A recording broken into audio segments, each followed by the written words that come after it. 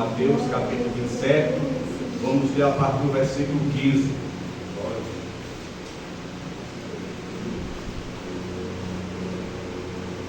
Amém? Todos acharam?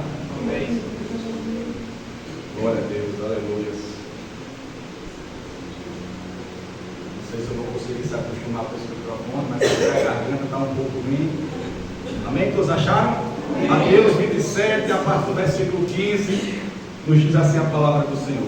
Ora, por ocasião da festa da Páscoa, costumava o governador soltar um preso, escolhendo o povo aquele que quisesse. E tinha então um preso bem conhecido, chamado Barrabás. Portanto, estando eles reunidos, disse-lhe Pilatos: qual quereis que eu vos solte? Barrabás ou Jesus chamado Cristo? Porque sabia que por inveja o havia entregado. Estando ele assentado no tribunal, sua mulher mandou-lhe dizer que não entre na questão desse justo, porque no sonho muito sofri por causa dele. Mas os príncipes dos sacerdotes, dos anciãos, persuadiram a multidão que pedisse Barrabás e matasse Jesus. Louvado seja o nome do Senhor. Versículo 21. E respondendo o governador disse: qual desses dois quereis vós que eu vos solte? E eles disseram: Barrabás. E disse-lhes Pilatos: que farei então de Jesus chamado Cristo? Disseram todos unânimes: seja crucificado. Louvado seja Deus. Amém. Os irmãos podem sentar. Aleluia. Glórias ao Senhor. Creio eu que essa leitura, esse texto já foi ministrado aqui outras vezes. Se não foi, é bastante conhecido nosso. Um evento pelo qual ficou registrado nos evangelhos, para que pudesse trazer para nós, irmãos, a verdadeira essência do que é o evangelho, do que é o amor, do que é a graça maravilhosa do Senhor. Nós bem sabemos, meus irmãos, que o homem, ele sempre teve, tem, sempre terá uma grande necessidade dentro de si. E essa necessidade não é de coisas materiais, essa necessidade não é de conquistas terrenas. Ele pensa que é. O ser humano, por estar distante de Deus, ele acha que ao conquistar as coisas da terra, ao buscar, ao granjear aquilo que a terra pode lhe oferecer, isso satisfazerá, isso suprirá, isso preencherá o seu interior. Só que hoje nós bem sabemos pela palavra que isso não é verdade, que isso é uma grande ilusão, que o homem no seu desenfreamento de querer buscar, ter, conquistar, porque ele tem uma necessidade dentro dele, há um vazio no ser do homem, porque o homem é um ser espiritual, e esse vazio nós sabemos que só pode ser preenchido com as coisas celestiais. Mas o homem, na sua ignorância, guiado pelos seus próprios caminhos, o homem na sua ganância de querer ter, conquistar, porque ele entende que o ter vai fazer ele ser feliz, o conquistar vai fazer ele ser uma pessoa preenchida. E nós vemos que as pessoas conquistam, que as pessoas buscam, que as pessoas alcançam, e na verdade o vazio sempre continua. A necessidade do ser do homem sempre vai estar lá. O homem sempre vai se encontrar necessitando de algo novo, necessitando de uma conquista nova, porque ele entendeu pela uma cultura mundana, ele entendeu pela uma ideologia diabólica que o que faz o homem ser feliz é ele conquistar aquilo que a terra pode lhe dar. Só que Cristo, irmãos, através do seu evangelho, do seu ministério, ou toda a palavra de Deus, nos faz menção, nos faz entender que a nossa maior necessidade é de salvação eterna. A maior necessidade do homem é de perdão, é de libertação, é de transformação. Ei, você que está aqui, a sua maior necessidade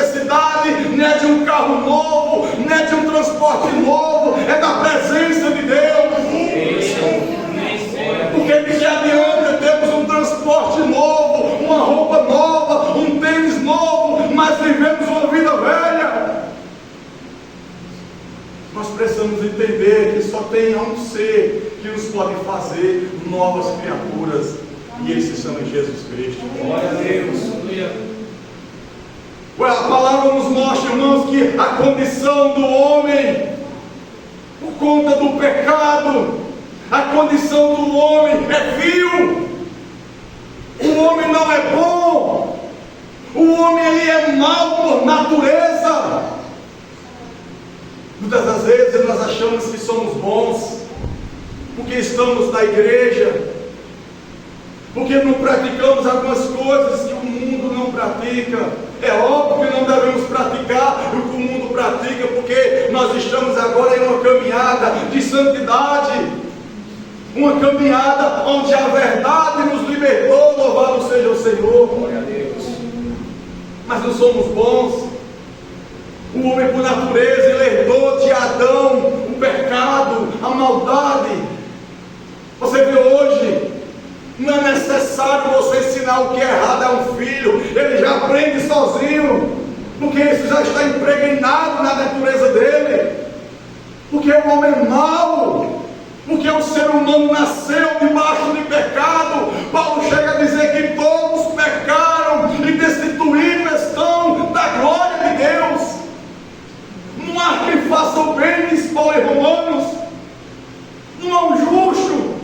Não há quem busque a Deus. Não há quem deseje as coisas de Deus.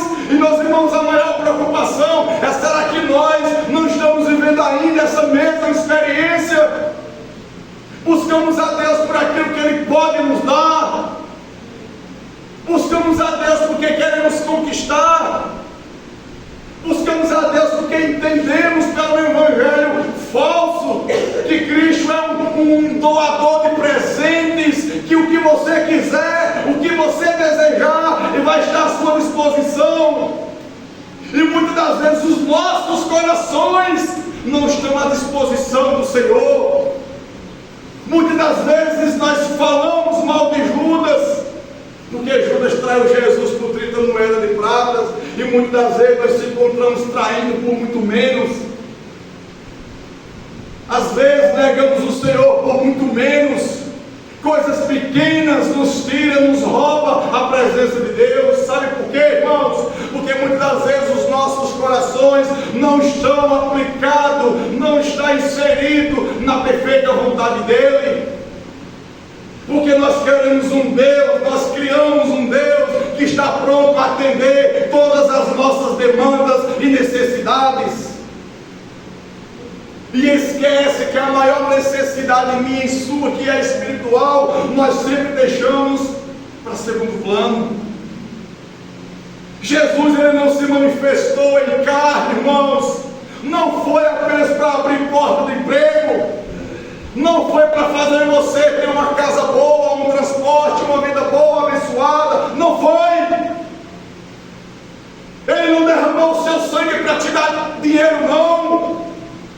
Ele não sofreu pelo seu sangue para nos prometer uma vida boa nessa terra, não, igreja. É o que muitos têm pregado hoje em dia. Vem para Jesus que você é pobre e você vai ser rico.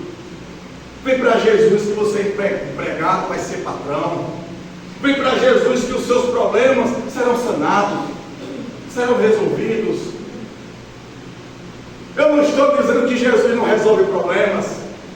Eu não estou dizendo que Jesus não abre a porta do emprego. Eu não estou dizendo que a gente não pode orar por essas nossas necessidades. Podemos. Porém, a centralidade do Evangelho não foi manifestado a mim e a você para isso.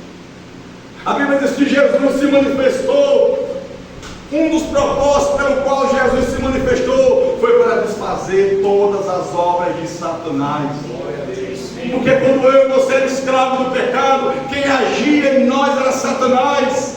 A obra que prevalecia sobre a nossa vida era a obra das trevas. Era o engano, era o porfiar, era a mentira, era a bebedeira, eram os vícios e todo tipo de orgias que o mundo nos oferecia. Era essa obra que reinava dentro de nós, a obra das trevas. Mas Jesus um dia se manifestou a mim e a você, desfazendo toda a obra das trevas. Louvado seja Deus. E porque muitas das vezes nós queremos voltar para ela.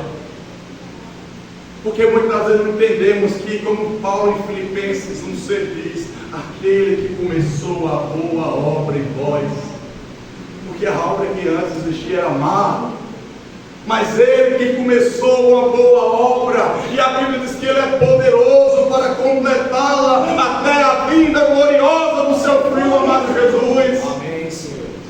Meus irmãos, enquanto nós estivermos aqui, enquanto Cristo não voltar, enquanto Ele não nos chamar, Ele quer completar, Ele quer aperfeiçoar, Ele quer realizar uma poderosa obra na minha e na tua vida. Aleluia ao nome do Eterno.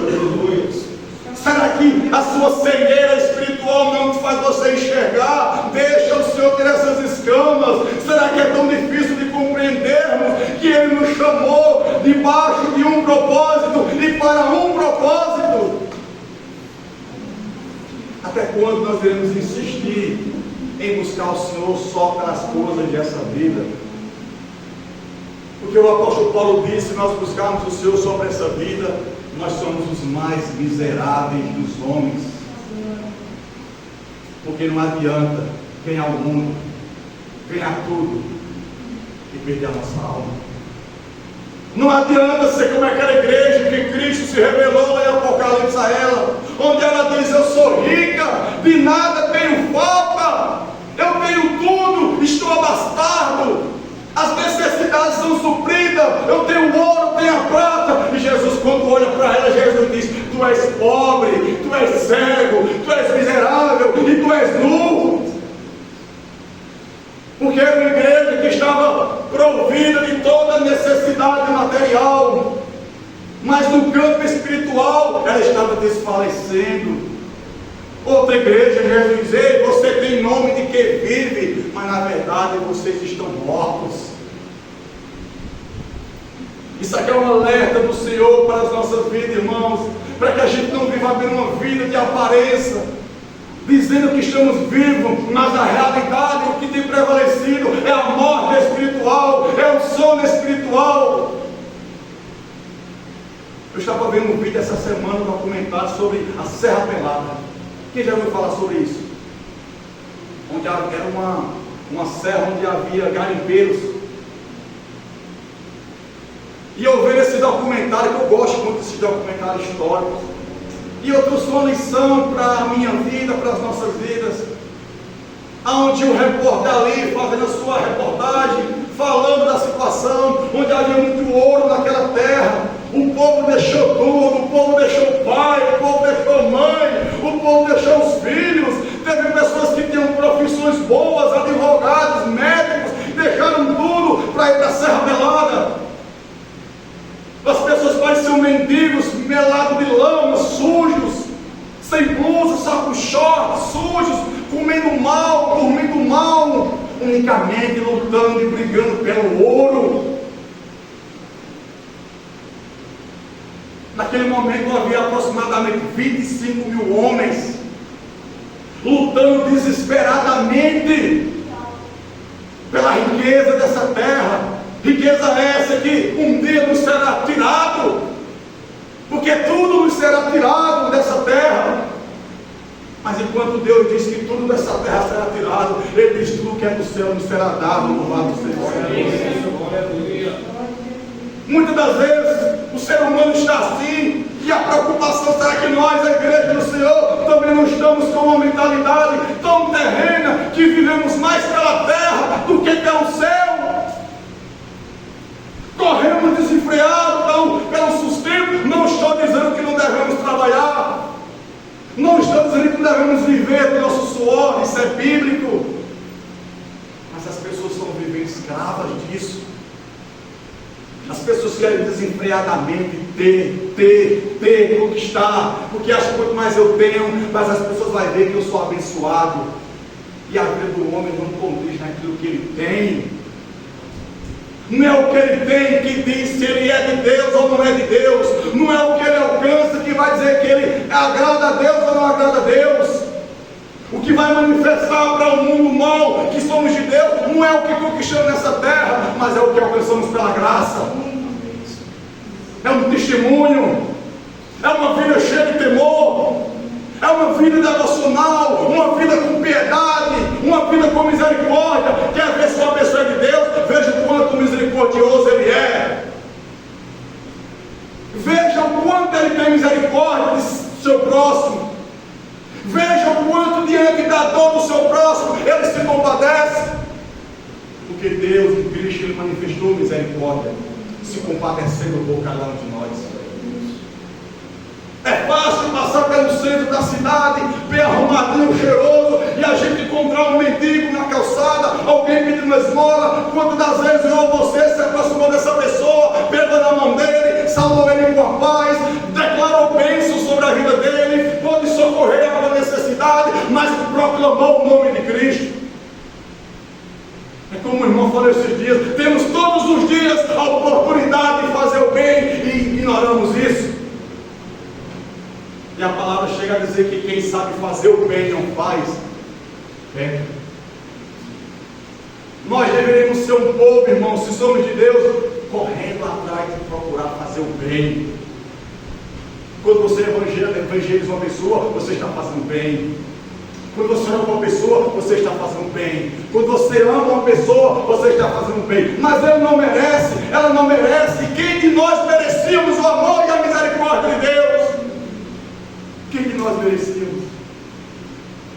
O texto que nós lemos fala de um momento tão glorioso, tão profundo, que esse momento retrata a figura do Evangelho, do amor, da graça do Senhor. O relato bíblico diz que Jesus estava prestes a ser crucificado. Ele já tinha sido preso, tinha sido traído, vendido, negado. E agora ele está diante de um tribunal de homens para ser julgado. E a Bíblia diz que o costume da festa da Páscoa tinha-se esse costume de soltar um preso. E havia um preso naquele momento chamado Barrabás. E a multidão unanimemente não quiseram Cristo, quiseram Barrabás. Mas quem era Barrabás? Barrabás para nós representa, irmão, um padrão de vida mundano. Barrabás representa aqueles que não querem viver fazendo a vontade de Deus, aqueles que vivem debaixo da desgraça, do pecado. Os 4 evangelhos falam de Barrabás. Em Lucas 23:19 fala de Barrabás.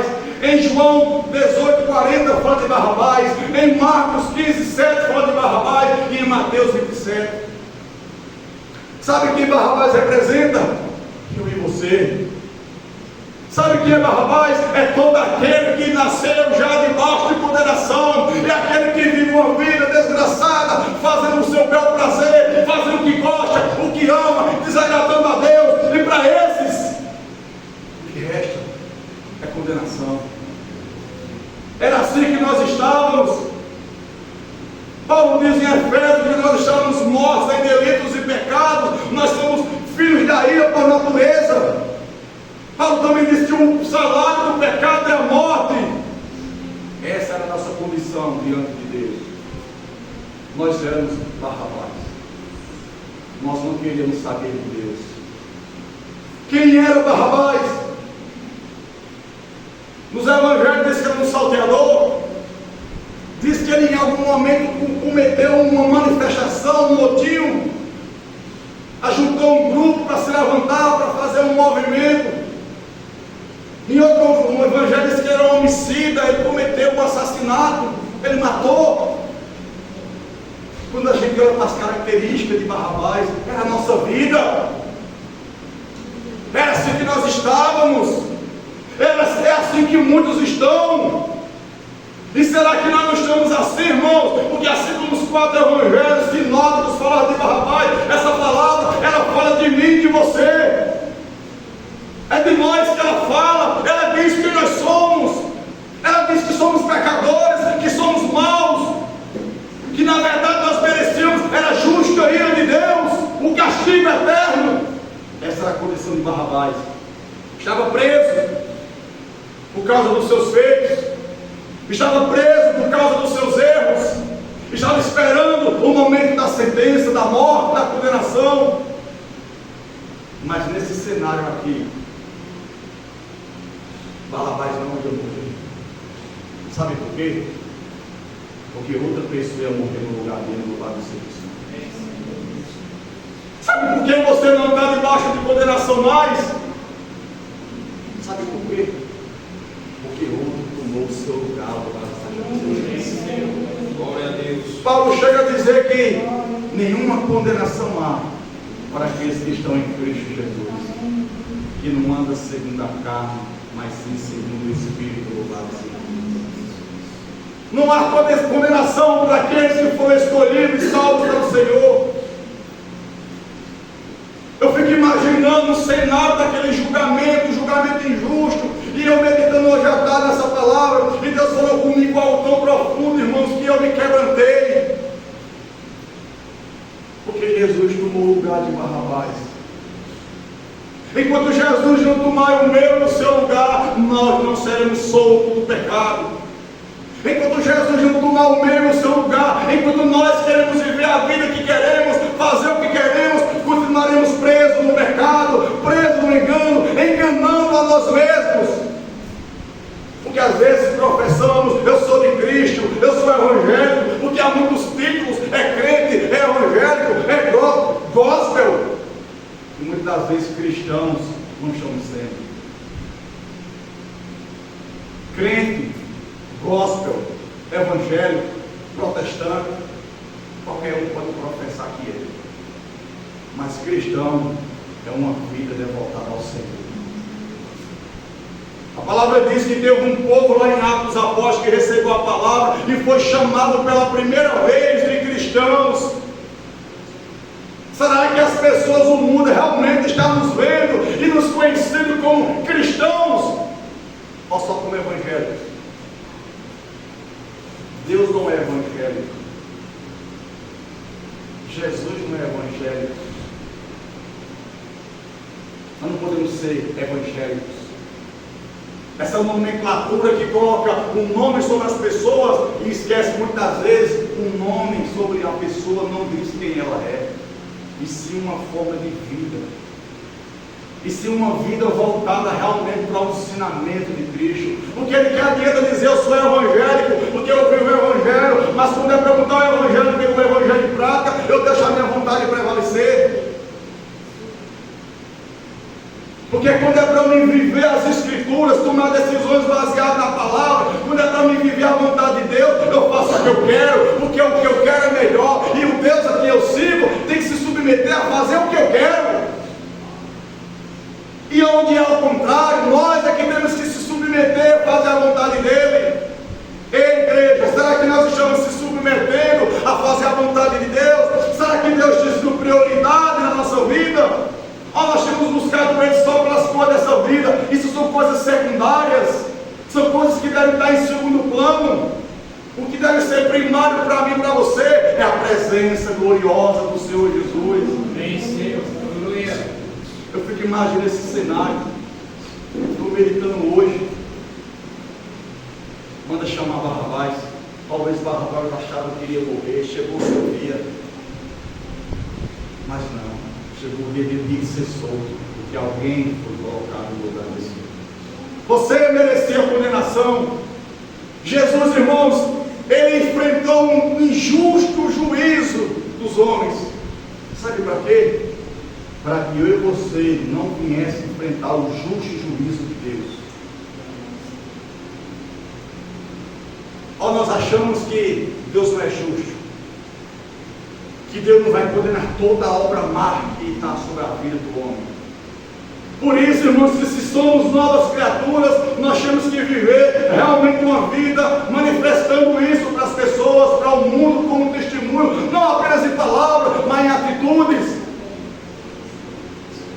Não podemos de maneira nenhuma querer almejar ter um benefício nessa terra e deixando Jesus em segundo plano. Precisamos aprender a viver mais para as coisas do céu. E eu tenho certeza que as coisas da terra nunca vai faltar. Porque quando Jesus ensina o Pai Nosso, Pai Nosso que estás no céu. Porque Jesus estava ensinando a mim e a você que o nosso relacionamento, a nossa vida precisa ser inclinada, o nosso coração precisa ser dedicado a um Deus que fez os céus e a terra, ao Todo-Poderoso. Você tem um Pai Celestial, é a Ele que você clama, é a Ele que você deve se relacionar, é com Ele que você deve viver. Ele te livrará de toda tentação, Ele te livrará do maligno, Ele enviará o pão diário para mim e para você, Ele suprirá todas as nossas necessidades, em glória, disse Paulo. Mas o que Ele quer primeiro é que nós devemos ter relacionamento com o Pai Celestial. Pai nosso que estás no céu, santificado seja o teu nome, venha a nós o teu reino. A oração do Pai Nosso, que é uma oração modelo, ela não vem nos ensinando a pegar Cristo, colocar numa caixinha para Ele atender as nossas vontades na terra. Pelo contrário, nos ensina a nós sairmos da terra e almejar as coisas do céu. Venha a nós o teu reino. Esse deve ser o desejo do povo de Deus. Queremos o reino de Deus, um reino de justiça, de paz e de alegria no Espírito. Será que nós não estamos sendo tão hipócritas de esquecer o que Cristo fez por nós como Barrabás? Será que temos esquecido, irmãos? Será? Essa graça maravilhosa ao qual nos alcançou, esse favor imerecível ao qual eu e você não merecia. Nenhum de nós merecíamos. Você merecia? A Bíblia chega a dizer em Isaías 53:6 que todos nós andávamos desgarrados, como ovelhas, cada um se desviava pelo seu próprio caminho, mas o Senhor fez cair sobre ele, sobre Jesus, a iniquidade de todos nós. Esta era a minha e a sua condição sem o Senhor. Andávamos desgarrados, cada um se extraviava nos seus próprios caminhos, nas suas vontades. Mas o Senhor me amou e te amou. Glória a Deus. Mesmo sem merecer. Ali estavam dois homens, Barrabás, salteador, homicida, provocador de motim, de movimento, de provocações, de manifestações, e do outro chama Jesus, Filho de Deus, a expressão do amor de Deus, a graça manifestada, como disse Tito em capítulo 2, versículo 11, que Deus manifestou a sua graça, trazendo salvação a todos os homens. Olha a diferença. Mas aquela cruz que era para Barrabás, aquele juízo que era para mim e para você, Jesus tomou sobre ele. Quem deveria permanecer preso e crucificado e condenado era Barrabás, porque era malfeitor. Mas o próprio Pilatos disse desse homem: não achei mal algum, não achei culpa. Mas o que estava se cumprindo ali era a plena, perfeita vontade do Pai. Você foi salvo não é porque você é bom, é porque aprove a vontade do Pai te salvar, meu irmão. Você não está aqui não é porque você é bonzinho, especial. Porque a Bíblia diz que Deus prova o seu grande amor quando Cristo morreu por nós, sendo nós ainda pecadores. Louvado seja o Senhor. João 3,16 diz que Deus amou o mundo de tal maneira. Ele expressou que Deus amou o mundo, mas Ele deu prova desse amor. Como? Dando o seu Filho. E Ele não exigiu nada em troca para primeiro morrer por mim e por você. E nós temos um custo do Senhor. Se tu fazer isso, eu prometo que eu vou ser fiel à obra. Senhor, se tu dá isso que eu estou almejando, eu prometo ser mais fiel ao Senhor. Que é isso, irmãos? Que barganha é essa? Esse não é o Deus da Bíblia, não é o Deus das Escrituras. Deus não faz barganha. Deus conhece o seu coração. Ele sabe que você não vai se servir a Ele. Ele sabe que você vai ser fiel. Porque nós aprendemos o Evangelho de troca. Queremos convencer Deus porque achamos que Deus não nos conhece. Ele conhece tudo. Senhor, se tu fazer isso por mim, eu prometo que a partir de hoje eu não perco o culto. Mentira! Mentira! Senhor, eu prometo que se tu fazer isso que eu estou pedindo, eu vou fazer a tua obra. Mentira! Quantas vezes você fez isso, Deus te abençoou e você continua na mesmice? Quantas vezes você clamou, pedindo algo, prometendo algo a Deus, e Deus te deu pela bondade, a misericórdia, mas Ele sabia que você não ia cumprir? Sabe por quê, irmãos? Porque nós aprendemos a ser religiosos. Quando precisamos de Deus, nós corremos para Deus.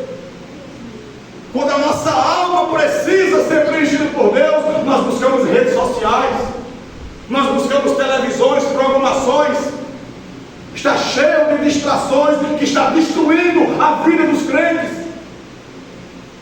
Distrações que destroem, distrações que escravizam, distrações que roubam o tempo que deveriam ler a palavra, distrações que nos roubam de um culto para adorar junto com a igreja, distrações que tiram o tempo de nós orarmos no quarto em secreto com o Pai. E por isso que chegamos no culto já com cara de morto.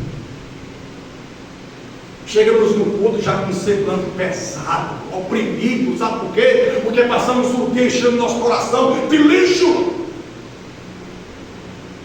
com distrações e entretenimentos que não agrega nada na nossa alma, e esquecemos o que Cristo faz por nós.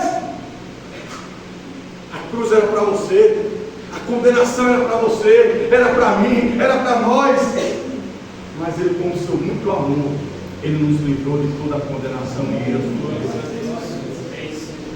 E como você vai manifestar a gratidão ao Senhor? Não há nenhum texto dizendo que talvez Barrabás disse: Jesus, valeu, obrigado, Jesus, era para mim.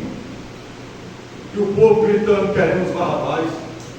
Talvez Barrabás achou que o povo amava ele, mas na verdade quem amava ele era Jesus. E a maior prova de amor se colocando no lugar do pecador. Glória a Deus. Lembra de Isaac? Quando Abraão subiu com Isaac para o monte para o crucificá-lo, para o ali imolá-lo como um cordeiro. Isaac subindo ali, levando a lenha, o cutelo, representava Cristo, que subiu ao monte Gólgota, levando o madeiro, levando a cruz, o qual nela ele seria crucificado, a lança ia traspassar ele ia ser ferido pelas nossas transgressões, mas tudo isso era para cumprir a justiça de Deus, para que eu e você, que devemos ser condenados, fosse poupados e salvos da ira de Deus. Glória a Deus. Quando Isaac chega no monte em cima com Abraão, Isaac: pai, está aqui o cutelo, está aqui a lenha, mas cadê o cordeiro para ser sacrificado? Cadê o animal? Cadê a vítima? E Abraão diz: Deus proverá para seu cordeiro. Meus irmãos, Deus, Ele sempre tem provido uma salvação para o pecador. Ele sempre proveu uma porta de escape, um caminho pelo qual levaria o homem a se reconciliar com Ele. O homem, pelos seus maus caminhos, pelos seus pecados, fecha a porta do céu. O pecado do homem faz divisão entre Deus e o homem, mas Deus sempre se manifestou com graça e com misericórdia, mostrando ao homem que nele o homem poderia ser justificado. Lá em Gênesis, no começo de tudo, a gente vê quando o homem peca e o casal ali se vê nu. Eles pegam folha de árvores para fazer aventais, para cobrir a sua nudez, a sua vergonha. Porque uma coisa é você ver alguém nu. Você vê alguém nu, você não tem vergonha, mas você, se vestir nu, se vê nu, você tem vergonha. E eles sabiam que Deus estava vendo ele nus. Imediatamente procuraram algo para encobrir a nudez, a vergonha do pecado. E muitas das vezes, irmão, nós queremos se esconder por trás da Bíblia. Muitas das vezes nós queremos se esconder com coisas humanas. Muitas vezes queremos ser salvos pela uma conduta meramente humana. O homem não é salvo, irmãos, pela uma conduta meramente humana. O homem não é salvo pelos recursos que ele tem. Ele só pode ser salvo pela graça de Cristo Jesus. E Deus provando mais uma vez o seu amor, porque quando Deus veio procurar o homem, não que Deus não soubesse onde ele estava, mas Deus sabia, mas Deus disse: Adão, onde estás? E Adão por trás das árvores, tentando se esconder. Mesmo muitas vezes eu e você no pecado, mas o Senhor sempre vai procurar o pecador. O Senhor sempre vai procurar o pecador, porque Ele ama o pecador.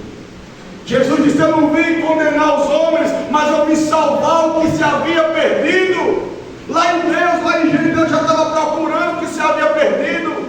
Porque Deus nunca desistiu do homem, não porque o homem seja importante, não porque o homem seja alguma coisa, mas porque Deus é amante tanto que Ele não quer ver a sua criação perdida. Ele não criou o homem para viver perdido, Ele criou o homem para viver relacionamento com Ele, na sua presença. E Ele nos chamou para isso, irmão. E a Bíblia diz que Deus pega a pele de um animal, faz vestimentas e veste o homem e a mulher. Uma vestimenta duradoura. Se teve vestimenta de animal, algum animal foi morto. Uma vítima inocente teve que ser morta para poder prover uma vestimenta para cobrir a nudez do homem, para tirar o pecado da vergonha do homem. Isso apontava para Cristo. Cristo foi aquele, irmãos, que nos vestiu de graça, de amor e de misericórdia. Cristo foi e é aquele que pode perdoar todos os meus e os seus pecados, se assim nós confessarmos. Meus irmãos, nós temos que vigiar para que não sejamos apenas religiosos ou frequentadores de igreja, como se isso fosse garantia de salvação. Nós temos que entender, irmãos, pela palavra, o que Cristo fez por mim e por você. Diante desse julgamento, diante de Pilatos, dos povos, Cristo não abriu a sua boca. Porque Isaías profetizou no capítulo 53 que, como ovelha muda, ele foi levado diante dos seus tosqueadores. Não precisava abrir a boca, porque ele não estava ali para fazer a vontade dele, muito menos dos homens, mas ele estava ali para fazer a vontade de seu Pai. Foi para aquela hora que ele veio, foi para aquele propósito que ele veio, para que ele fosse preso e Barrabás fosse solto, para que ele fosse condenado e eu e você fôssemos absolvidos pelo seu amor. Você não consegue compreender tão grande amor é esse? A Bíblia diz: talvez pelo bom alguém pode até morrer, mas Jesus morreu pelos pecadores. Você não deu nada a Ele para convencer Ele a morrer por você. Ele morreu porque Ele te amou, porque Deus é amor, porque Deus amou o mundo de tal maneira que deu seu único Filho unigênito, para que todo aquele que nele crê não morra, não seja condenado, não seja lançado no lago de fogo, mas tenha o privilégio, o direito, a oportunidade de alcançar a vida eterna. Aleluia. Você sabe o que é vida eterna? Você tem tido uma experiência com vida eterna? A sua experiência é só com esta vida. Você sabe o que é vida eterna?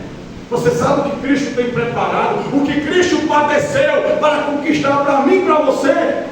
Você sabe? Se você não sabe, está na você procurar saber. Porque não pense que todo mundo que está ali para a igreja vai ser salvo, não. Não se engane.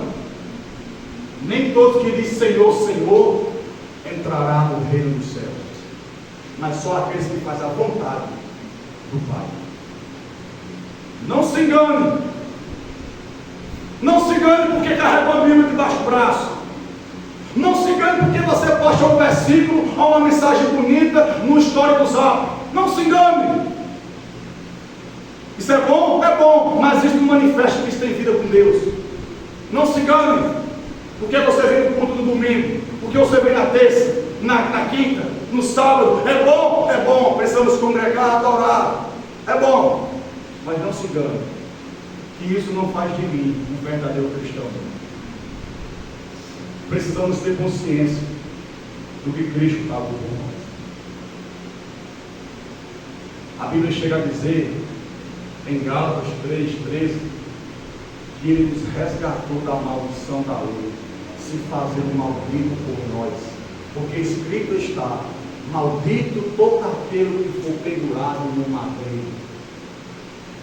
Você era maldito, eu era maldito, nós estávamos debaixo de maldição, mas hoje a Bíblia nos chama de benditos do Senhor. Por quê? Porque a maldição que estava sobre nós, Jesus levou sobre eles. Louvado seja o Senhor. Isso é graça.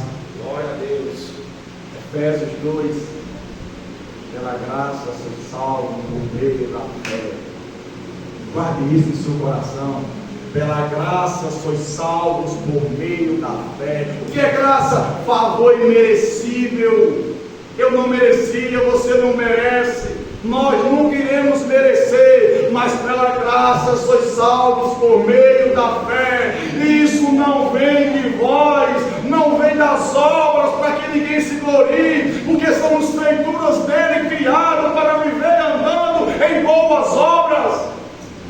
Não se glorie de uma obra que você faz, porque isso não te dá garantia de salvação. Não se glorie, mas faça obras, porque você é um salvo em Cristo. Não faça obras para ser salvo. Amém, meus irmãos? Amém. Guarda essa palavra. Guarda essa palavra. Você não é tão bom. Você representa Barrabás. Nós representamos Barrabás. E por que o irmão está dizendo que eu não sou bom? Porque foi Jesus que disse: se vocês sendo maus, Ele disse que nós somos maus. Por isso que precisamos de uma regeneração. Por isso que precisamos viver uma nova natureza. Por isso que nosso espírito precisa ser recriado pelo poder da palavra. Por isso a necessidade de ler a palavra, a necessidade de orar, a necessidade de crer. Para quê? Para que o poder do Evangelho, o poder de Cristo transforme esse homem corrupto que está dentro de mim. Por isso, irmãos, se nós não vigiarmos, nós deixamos de ser corrompidos por essa vida. E tantas coisas nos corrompem, tantas coisas nos tiram da presença do Senhor, tantas coisas nos iludem, tantas coisas dessa terra que nós vemos que faz nossos olhos brilhar, tantas coisas. E às vezes a gente não tem apreço, amor, zelo pela palavra, pelo verbo de Deus, pelo Cristo encarnado, por aquele que veio a este mundo, nasceu de mulher, por aquele que morreu numa cruz e ressuscitou, está à direita do Pai, intercede por mim e por você, e um dia Ele voltará para buscar todos aqueles que estão fazendo a sua vontade, que amam, que almejam, que desejam o retorno glorioso dele. Há crentes hoje que você diz: Jesus precisa voltar. Não, agora não. Eu não consegui o que eu queria ainda. Meus irmãos, o que você mais precisa já te deu. Foi garantia de novo céu e nova terra. O que você de maneira nenhuma poderia alcançar, Ele já garantiu para você. Não com seus méritos, mas pelo sangue do Cordeiro. Glória a Deus. A palavra diz que não foste com prata ou com ouro, e foste comprado da vossa vã maneira de viver, o qual aprendeste dos vossos pais, mas vocês foram comprados pelo precioso sangue de Cristo. Glória a Deus. Glória a Deus. Nós vivemos uma vida vã, fútil, desprezável. Vivemos, irmãos, uma vida voltada para este mundo, e não pode muito ser assim. Temos que entender que o que Cristo fez por nós foi para que a gente venha ansiar o céu, a glória, a eternidade com Cristo. Amém, meus irmãos? Efésios 2, 4, 5 diz assim: todavia, Deus que é rico em misericórdia, pelo grande amor com que nos amou, deu-nos vida com Cristo, quando ainda estávamos mortos em pecado. Que coisa maravilhosa. Então não teve nenhuma participação sua, foi Ele que fez primeiro. Até na cruz, entre dois malfeitores, Ele foi o que morreu primeiro. Porque Ele é a primazia, Ele é as primícias, Ele é o alfa e o ômega, o princípio e o fim. Ele é tudo aquilo que nós necessitamos. Deus que é rico em misericórdia. nos deu vida, estando nós ainda mortos. Quantos livramentos Deus nos deu? Quando você estava no mundo, na algia, no pecado, embriagado, drogado, na prostituição, quantos livramentos? Se fôssemos abrir espaço aqui, foram muitos. Muitos. Mas por que Deus te poupou? Porque você era bom? Porque você era merecedor? Porque abriu para ele e guardava. Para você conhecer um plano perfeito de salvação. Porque Ele não tem prazer na morte do ímpio, mas antes do ímpio se converta e viva, louvado seja Deus. Esse é o desejo de Deus. É que o homem se converta. Se converter é mudar o curso, é mudar a vida. Antes eu tinha um entendimento, hoje o meu entendimento é outro. Antes eu gostava de coisas, hoje eu não gosto mais. Sabe por quê? Porque eu renunciei a essas coisas por amor a Cristo. Você está disposto? Estamos dispostos a renunciar o que nós amamos nessa terra para amar a Deus que nos amou primeiro? Você está disposto a renunciar, meu irmão? Ou você quer ficar com as duas coisas? Não tem como servir a dois senhores. Seu coração não pode estar dividido entre o mundo, entre os seus prazeres e gostos e amores e entre Deus. Não tem. Deus Ele nos comprou para sermos dele, para pertencermos a Ele, para sermos propriedade dele, para glorificarmos a Ele, para vivermos para Ele. Louvado seja Deus. Estamos vivendo para Ele ou estamos vivendo só para nós mesmos? Só para nós mesmos? É quando nós queremos alcançar. Eu não estou dizendo que é errado você conquistar, não estou dizendo que é errado você batalhar e você alcançar aquilo que você tem lutado para isso. Porém, irmãos, essas coisas precisam ser em segundo plano. Não podemos viver só pelas coisas da terra. Temos que viver na terra, ansiando as coisas do céu. Que venha o teu reino, seja feita a tua vontade, assim na terra como no céu. Nós precisamos almejar que a vontade que é feita no céu seja feita sobre a nossa vida na terra. Precisamos que a vontade dele seja gerada em nós, porque a vontade dele é boa, é perfeita e agradável. E sabe qual é a vontade dele? É te encher do Espírito, é te encher de graça, é te encher de comunhão, de ousadia, de autoridade e de poder, para que nós sejamos nessa terra como uma tocha acesa. Não tem aquela tocha da Olimpíada, que quando acende ela não se apaga, fica ali. Deus quer nos acender, irmãos.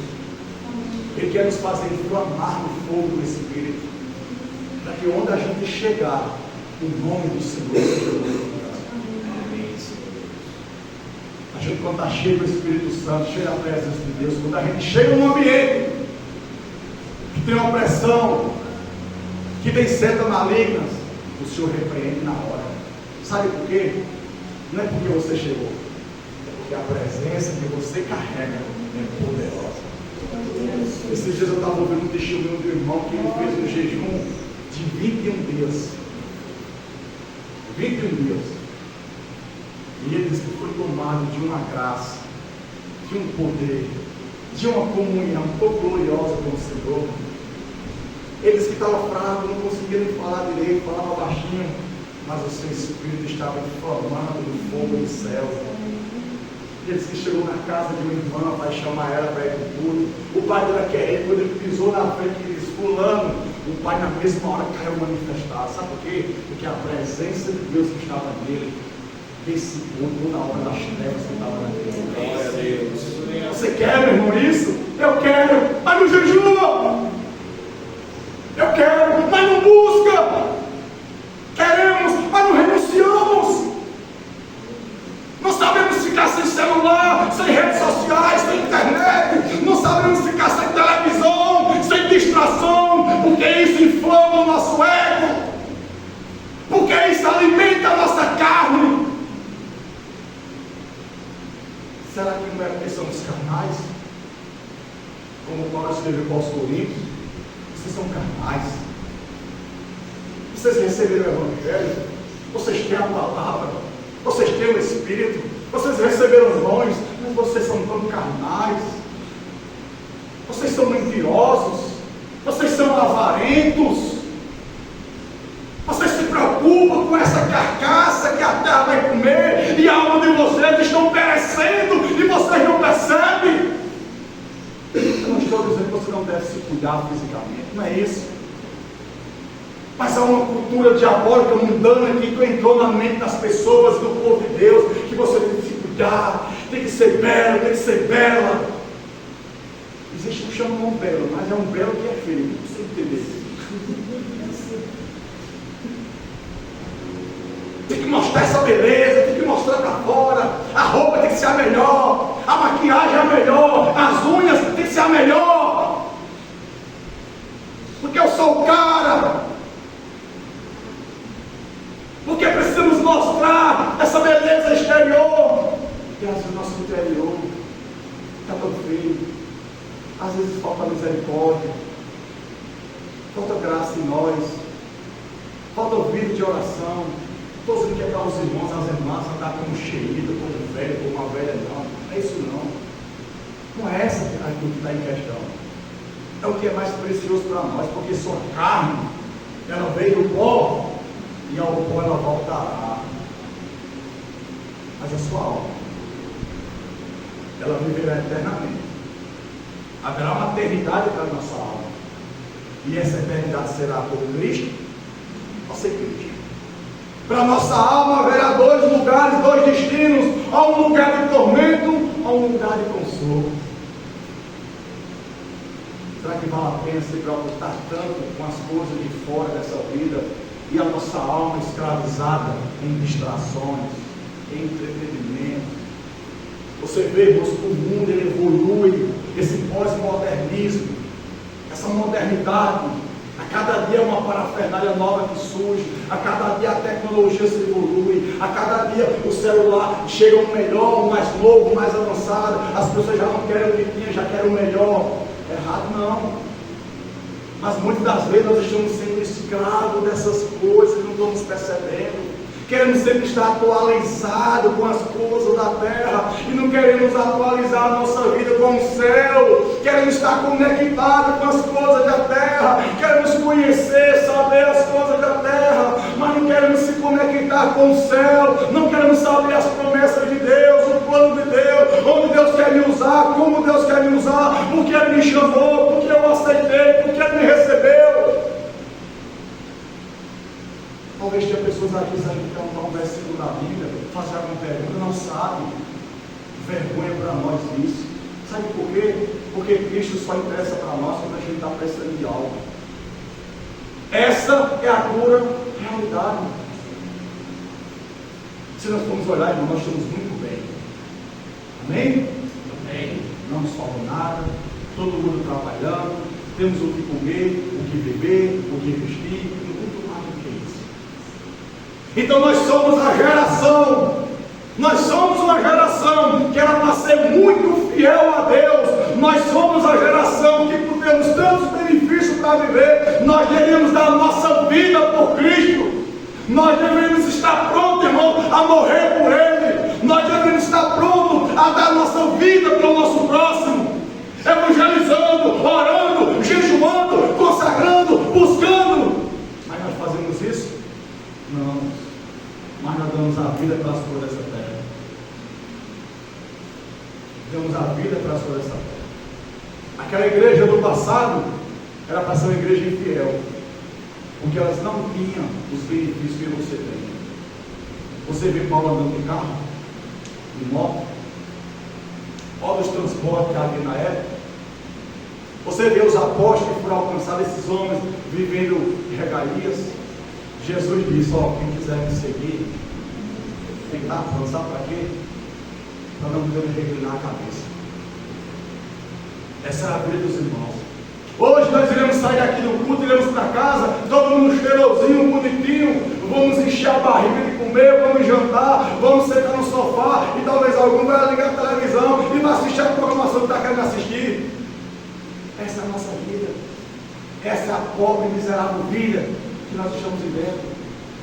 Tem pessoas que estão loucas para chegar em casa para ligar a televisão, para se atualizar das programações. Infelizmente, meus irmãos, estamos esquecendo que o julgamento que era para nós, Jesus levou sobre ele. Estamos esquecendo que Ele tem nos prometido um novo céu e nova terra, mas isso custou a sua vida, o seu sangue.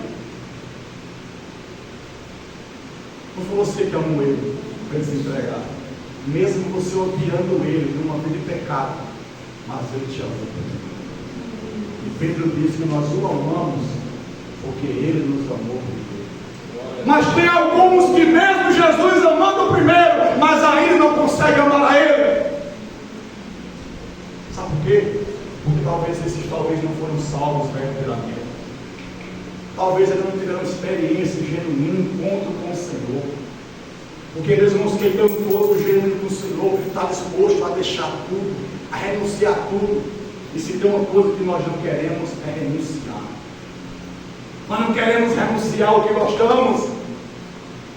Queremos que Cristo nos aceite, nós também com as coisas, com a bagagem deste mundo, com os amores, com as atrações. Jesus, quando chamou Pedro, eles deixaram tudo e seguiram. Jesus, quando chamou Mateus, ele deixou tudo e seguiu. Jesus, quando chamou os filhos de Zebedeu, ele deixaram o barco, deixou o pai e seguiu. E Jesus veio deixar pai, mãe, bens, riquezas, filho, por amor de mim. Não é bem comigo. Não pode ser meu discípulo. Sabe por quê, irmãos? Não é que você vai abandonar e odiar o seu. Não é isso não. É porque Cristo te deu o que o seu pai não poderia lhe dar. O que Cristo te deu, o seu filho nunca poderia lhe dar. O que Cristo fez por você, sua mãe nunca poderia fazer. Quero perdoar todos os seus pecados e te garantir uma morada eterna. Então, por isso, temos que negar, renunciar a todos. Por Ele, temos que negar a si mesmo. Aquele que quiser vir após mim, negue-se a si mesmo, tome a sua cruz e siga-me. Evangelho é cruz. Evangelho não é vida de palpista não, como estão pregando. Evangelho não é vida apenas de bonança não, que bonança nós temos até demais, e seremos a geração mais cobrada, porque temos muito e damos pouco, porque recebemos muito e não damos nada, porque não honramos o Senhor com as nossas fazendas, não honramos o Senhor com a nossa vida, não honramos o Senhor com o nosso coração, não honramos o Senhor com com tudo aquilo que Ele tem proporcionado a nós. Não honramos, mas queremos ser honrados. Não abençoamos, mas queremos ser abençoados. Não damos, mas queremos receber. Não amamos, mas queremos ser amados. Não temos misericórdia, mas queremos a misericórdia. Não perdoamos, mas queremos ser perdoados. Isso é hipocrisia, meus irmãos. Cristo não morreu para você ser hipócrita. Cristo não morreu para nós sermos hipócritas. Cristo morreu para nós sermos cidadãos do céu. Cristo morreu para sermos cristãos genuínos. Cristo morreu para que a gente venha provar o Evangelho, que é o poder de Deus para a salvação de todo aquele que nele crê. O Evangelho é o poder de Deus. O Evangelho transforma. O Evangelho não mudou. Ele é o mesmo, irmãos. Se você crê ou não, que você queira ou não, mas o Evangelho de Cristo é esse. É negar a si mesmo. Se você quer outra igreja, outro evangelho, e aí? Aí fora tem. Evangelho para todo gosto. Aí fora tem. Mas o evangelho que